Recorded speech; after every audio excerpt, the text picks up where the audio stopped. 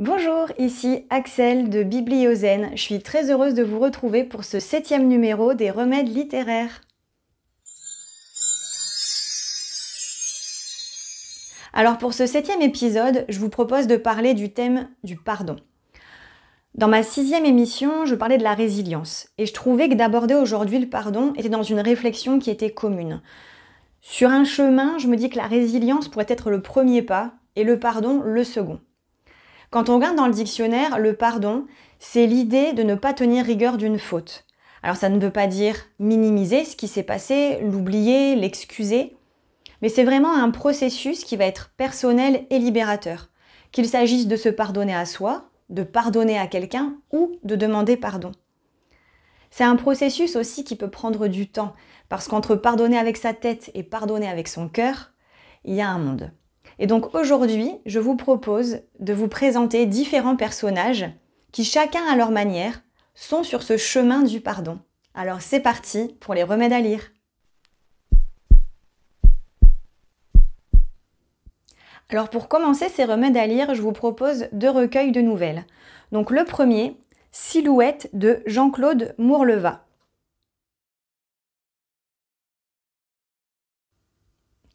Alors, la nouvelle que j'ai choisie dans ce recueil, elle s'appelle Pardon. Donc pour le thème, c'était parfait. Alors de quoi elle parle? C'est l'histoire d'un homme qui apprend qu'il va bientôt mourir.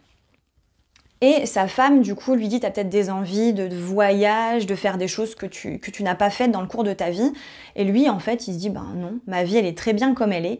Par contre, je me rends compte que tout au cours de ma vie, j'ai offensé des gens et j'aimerais leur demander pardon. » Donc avec sa femme, ils vont se mettre en quête de différentes personnes à qui il a fait du mal et aller leur demander pardon. Dans cette nouvelle, on suit surtout une personne à qui il va demander pardon. Alors je ne vous dis pas comment ça se termine, est-ce que oui ou non le pardon lui sera accordé, mais c'est vraiment une nouvelle qui est très belle, qui est bien écrite et surtout avec une fin à laquelle on ne s'attend pas du tout. Je continue avec La vengeance du pardon d'Éric Emmanuel Schmitt. Donc là, dans ce recueil de nouvelles, j'ai choisi la nouvelle qui s'appelle La vengeance du pardon, où là on va suivre en fait une femme qui va habiter juste à côté de la prison où est incarcéré le meurtrier de sa fille.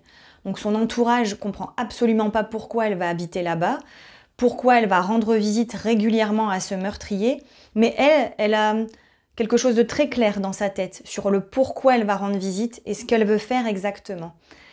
Et comme son nom l'indique, la vengeance du pardon, il y a beaucoup de choses, rien que dans le titre. Encore une fois, j'ai pas envie de vous spoiler, je vous conseille vraiment de lire cette nouvelle où on va suivre de très près la psychologie à la fois de cette maman et puis la psychologie aussi de ce meurtrier.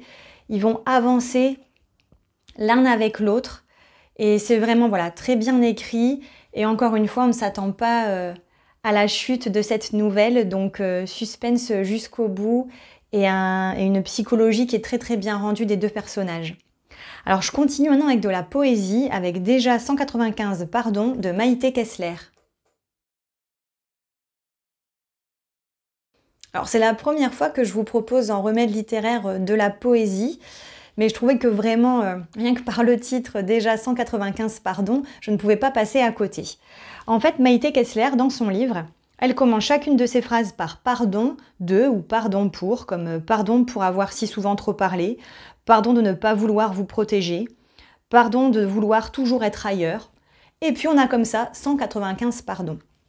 Si je l'ai choisi, c'est parce que je trouvais ça intéressant dans ce livre, puisqu'elle est à la fois sur des choses qu'elle se pardonne à elle-même, qu'elle tente de se pardonner, elle demande aussi pardon à d'autres personnes, et puis on passe vraiment par des intensités très différentes, des pardons très très légers qui prêtent à sourire, et puis des pardons beaucoup plus graves et beaucoup plus intenses, comme ce qui peut nous traverser tous dans la vie, des choses plus légères et des choses beaucoup plus lourdes et graves.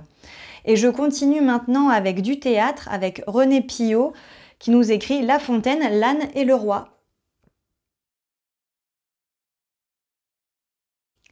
Alors dans cette pièce de théâtre de René Pillot, en fait, on va suivre l'histoire de La Fontaine et de ses fables.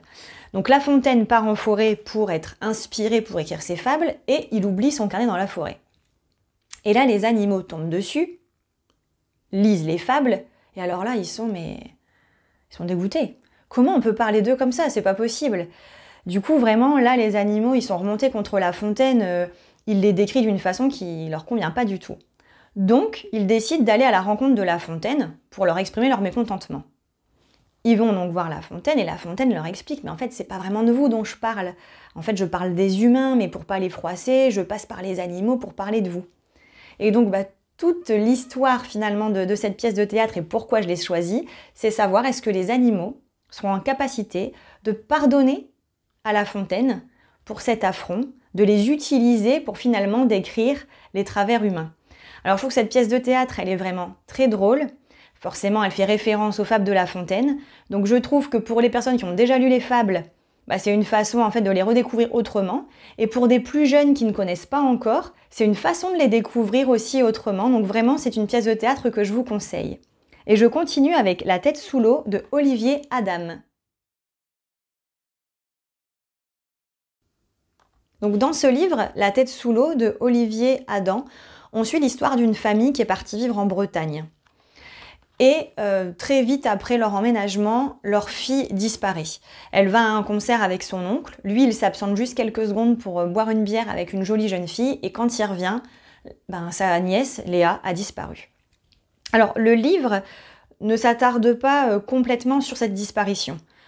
La plupart du livre, en fait, c'est plutôt quand Léa va enfin être retrouvée et voir l'impact que ça va avoir sur la famille. On pourrait penser que ça y est, elle est retrouvée et donc tout le monde est heureux de se retrouver enfin. Mais finalement, c'est là où beaucoup de choses vont se jouer. Et si je l'ai choisi pour parler du pardon, c'est que à la fois, en fait, au sein de cette famille, on a la mère qui en veut énormément à son frère, qui était donc avec sa fille lors de ce concert. Et donc, arrivera-t-elle à pardonner à son frère d'être parti quelques secondes boire une bière et que c'est à ce moment-là que s'est jouée la disparition de sa fille. Et puis on se rend compte aussi que finalement Léa, qui a disparu, il y a des choses qu'elle se reproche à elle-même sur sa propre disparition. Arrivera-t-elle à se pardonner à elle-même aussi? Et toute l'histoire, elle est racontée par le prisme du frère de Léa et qui met en fait finalement en avant que cette disparition, il y a peut-être des responsabilités un peu de chaque membre de la famille. Et donc, est-ce que chacun de ces membres de la famille déjà va prendre conscience qu'il est un petit peu responsable de ce qui s'est passé? Et puis, réussiront-ils à passer au-dessus de tout ça et à se pardonner les uns les autres? Et je termine avec un livre de Valérie Tongkwong, Pardonnable, impardonnable.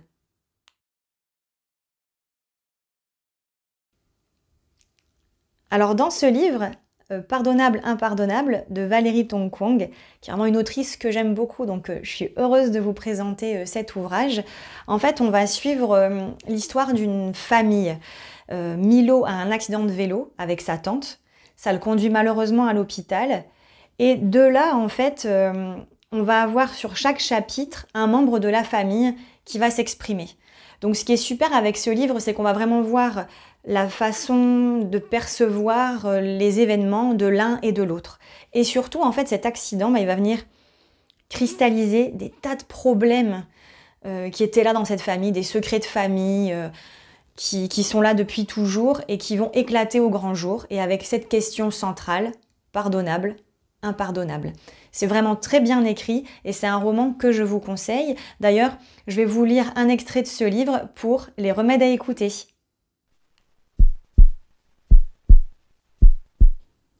Alors pour ce remède à écouter, donc je vous propose un extrait de Pardonnable, impardonnable de Valérie Tongkwong, comme je vous le disais précédemment. Et si j'ai choisi cet extrait, c'est parce que je trouve qu'il explique merveilleusement bien ce qui se joue derrière le pardon. Ton pardon ne vaut rien, Jacques, puisque je n'ai rien requis, puisque les torts sont partagés. Il avait un regard doux, tranquille, apaisé. Détrompe-toi, Jeanne. On peut accorder son pardon sans qu'une demande soit formulée. C'est une affaire intime. Je ne te pardonne pas pour toi, mais pour moi. Ce n'est pas une faveur que je t'accorde, c'est moi que je libère. Je vivais dans l'aigreur et la colère. Je me sentais coupable de n'avoir rien vu, rien compris. Je ressassais. Tu occupais bien malgré moi une partie importante de mon cerveau, de mon temps. Et tout ça pour quel bénéfice? Cet infarctus m'a permis de comprendre combien la vie est précieuse et combien elle est courte. Je veux la poursuivre dans la lumière, non dans l'ombre. Et pour cela, il fallait que je puisse refermer le dossier. Je n'oublie rien, je n'excuse rien, mais je pardonne. Ce qui est fait est fait. Rien ne changera le passé. En revanche, il nous appartient de modifier l'avenir. Ne prends pas ce pardon, si c'est ce que tu veux. Cela ne me regarde plus. Je te l'ai donné. Si tu préfères vivre avec ton amertume et tes regrets, c'est ta décision. Donc voilà pour cet extrait de Pardonnable, impardonnable, que je trouve déjà merveilleusement bien écrit et qui exprime très bien ce qu'est le pardon, et puis surtout sur cette liberté de l'accepter ou non. Et on passe maintenant au remède à créer.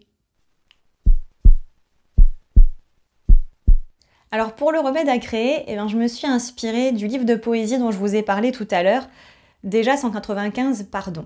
Ce que je vous propose aujourd'hui, c'est de prendre une feuille, d'écrire comme Maïté Kessler, pardon pour ou pardon de, et puis de vous laisser guider et de noter votre liste de pardons. Je pense que vous pourrez être très surpris des choses qui se dévoilent à vous simplement en commençant vos phrases par pardon de, pardon pour, et se laisser guider. Et comme toujours, si vous le souhaitez, vous m'envoyez votre liste de pardons à l'adresse qui s'affiche en haut de cet écran, et si vous me l'autorisez, je le diffuserai sur ma page Instagram. Un grand merci pour votre écoute et à très bientôt pour de nouveaux remèdes littéraires.